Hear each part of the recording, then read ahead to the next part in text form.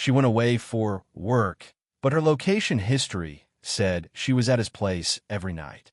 I didn't want to believe it first. I really didn't. I had trusted her. Hell, I wanted to trust her.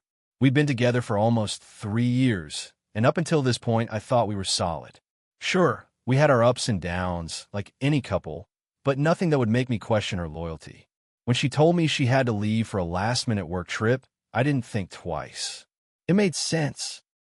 She had been talking about this new project for weeks, and it seemed like the kind of thing that could take her out of town for a few days. But then, on the third night, when I checked her location history, because she had shared it with me after I jokingly said I'd keep track of her while she was away, I saw it. It was a small blip at first. A stop at a place I didn't recognize, just an address about 5 miles from her hotel. I figured it was a mistake, or maybe she had gone out to grab some dinner with a coworker. But then it happened again the next night, and then the next. The location didn't change. It stayed there. His place. It took everything in me not to call her right then and there. I almost did. I wanted to scream, to demand answers. But I didn't. I knew if I confronted her now, I might not get the truth. Or worse, she might lie straight to my face. I wasn't sure what hurt more at that moment. The fact that she might be cheating, or the fact that I was already doubting her.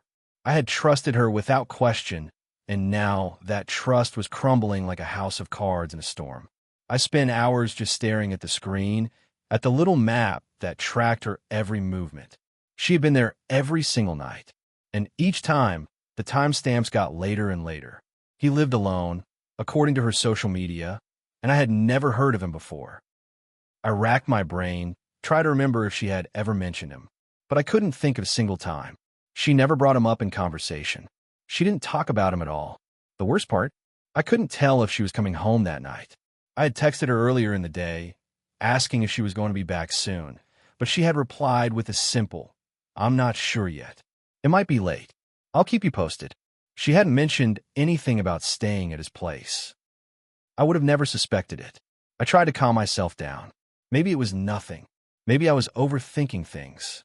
Maybe it was just a coincidence. But the gnawing feeling in my gut wouldn't go away. I could barely focus on anything else, so I did what any paranoid, frustrated person would do. I called my best friend, Luke. "Hey, man," I said when he picked up. My voice was tight, like I was forcing the words through a straw. "I need to ask you something. This is going to sound crazy, but just hear me out." "Sure," Luke replied, his tone casual, like he was preparing for a random story or a joke. I think my girlfriend might be cheating on me." I paused, swallowing the lump in my throat. I didn't even realize how much I had been holding in until I said it out loud. It sounded insane. She went on this work trip, but her location history shows she's been at some guy's place every night. There was a long silence on the other end of the line. I could feel Luke processing it, maybe even replaying it in his head like I'd been doing. That's a lot to unpack, man," he said finally, sounding unsure. "But how sure are you about the whole location history thing? Could it be an error? Maybe she went to some dinner with a colleague or something?" I shook my head, even though he couldn't see it. "No, I've checked it. She's been there every single night. And it's not like I'm checking out her phone on purpose. I never do that. But this time, I don't know, something feels off." "I get it. But look, man," Luke continued, his voice steady. "You gotta ask her about it. There's no way around it. If it's as bad as you're thinking, then you need to know. And if it's not, then you need to hear it from her. Either way, you can't just sit on this." I sighed, my shoulders heavy as if I had the weight of the world pressing down on me. "I know," I muttered. I don't know how to bring it up. What if she has a good explanation? What if I'm wrong? What if I'm just paranoid? I get it. But look, you've got to find out the truth. Either way, you'll know what's going on. It'll be harder to deal with if you just let it fester. I didn't have a comeback for that. He was right. The longer I let it sit, the worse it would get. I ended the call, my thoughts swirling. Part of me felt like a complete idiot. I wanted to believe her so badly, but every time I checked that damn map, every time I saw that her phone had been parked at his place for hours, it became harder and harder to ignore. Why wasn't she telling me? My mind raced. I tried to go through our last conversation in my head, try to find some sign that maybe I had missed. I didn't know how to confront her. How do you confront someone you trust when you feel like they've already betrayed you? I wanted to give her the benefit of the doubt, but I couldn't shake the feeling that everything was unraveling in front of me, and I had no idea how to stop it. Around 10:30 p.m., I decided I couldn't wait any longer.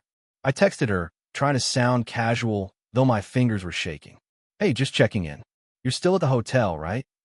I waited. A minute went by. Then 2. Then 5. Finally, the 3 little dots appeared, and she responded. Yeah, I'm still here. Just finishing up some work. It's been a long day, but I'll be back soon. I stared at the message, trying to make sense of it.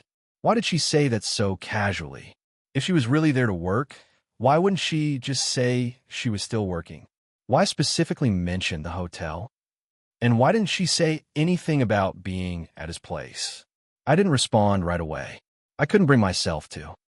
Instead, I set the phone down, staring at it like I was waiting for it to give me some answer that would make all of this okay. But nothing came. Just that simple one-line text from her and the silence that followed. I couldn't sit around waiting anymore. I grabbed my keys, threw on my jacket, and headed out the door. I didn't know what I was going to say when I saw her, or what I was even looking for at this point, but I couldn't keep this uncertainty gnawing at me. I needed to know. I had to know. Part 2. I didn't know what I was expecting when I left the apartment, but it sure wasn't the knot of dread that twisted in my stomach as I drove toward her. The whole time, I kept replaying her last message in my mind. Yeah, I'm still here. Just finishing up some work. It's been a long day, but I'll be back soon. I kept thinking, why didn't she just say, I'm at his place? That thought haunted me. It felt like she was trying to cover something up, trying to say just enough to sound convincing. I thought about the location history again, the way she had spent every single night at his place. I thought about how nothing in her messages to me had mentioned him, not once. It was like he didn't even exist. I drove aimlessly for what felt like hours, tried to calm myself down. I knew I had to confront her. I knew I couldn't keep letting my imagination run wild. But that didn't make it any easier. My hands gripped the steering wheel, the tension in my neck growing as I replayed the worst-case scenarios in my head. What if she'd been cheating this whole time? What if I had just been too naive to see it? What if everything I'd ever known about her was a lie? I finally pulled into the parking lot of the hotel, my car's tires crunching on the gravel as I parked. I sat there for a moment, hands still on the wheel, staring at the entrance like I could somehow find the answers just by looking at it. I was trying to convince myself to just go inside, but even the thought of walking into that lobby made my chest tighten. I didn't know if I was ready to hear the truth, whatever it was. I checked my phone one more time. No new messages from her. I couldn't stall anymore. I got out of the car, feeling the cold night air hit me like a slap. The hotel was quiet, mostly empty except for a few late-night guests milling about, checking in or out. I stood at the entrance for a minute, looking at the reception desk. I knew where her room was, and I had a feeling she was already back by now. I walked up to the desk, trying to ignore the thumping in my chest. I had no idea how I was going to play this, but I couldn't just sit around and wonder. The receptionist gave me a polite smile as I approached. How can I help you? She asked. Yeah, I started, my voice coming out more confident than I felt. I'm looking for my girlfriend. She's staying here. Her name's Hannah. The receptionist tapped on her computer, her fingers moving quickly over the keyboard. I'm sorry, sir, but I can't give out any information about guests. I immediately regretted my approach. Of course, she wouldn't be able to tell me anything. I ran a hand through my hair, frustrated. But then, just as I was about to turn away, the receptionist's voice stopped me. Wait a second, I can tell you which room she's in, she said, glancing at me for a second. But I'll need some identification. I almost couldn't believe my luck. Maybe this was my chance to get the truth. I showed her my ID, barely noticing the shaky hand that held it out. She nodded and then typed something into the system. She's in room 324. But, sir... The receptionist paused, her eyes flicking to the side. I should warn you, she's checked in with another guest. My heart stopped. Another guest. I didn't even know how to respond. I stood there in shock, blinking at her. What do you mean, another guest? I managed to ask, my voice barely above a whisper. The receptionist, seemingly unaware of the weight of her words, smiled politely. Well, she signed in with a Mr. Samuels. It's a man's name, if you're asking. They've both been in and out all evening. Mr. Samuels. The name hit me like a punch in the gut. I didn't recognize it. Was that him? The guy she had been texting? The one whose place she had been at every night? I didn't even have to ask if it was him. Her location history had already answered that. I turned and walked away before the receptionist could say anything more. I didn't even thank her. I was already too far gone, lost in the whirlwind of anger and hurt that was bubbling up inside me. I tried to steady my breath, but nothing felt steady. Everything felt out of control. Room 324. I knew it was a stupid idea, a dangerous one, but I couldn't help myself. I had to see for myself. I had to confront her. I couldn't just keep guessing and imagining what was happening behind my back. I took the elevator to the 3rd floor, my mind racing with a million thoughts. As the doors opened to the 3rd floor, I felt like I was walking into a nightmare. My heart was pounding so loudly I couldn't hear anything else. Each step felt heavy, like I was moving through molasses. But I kept going. Room 324 was just down the hall. I reached the door.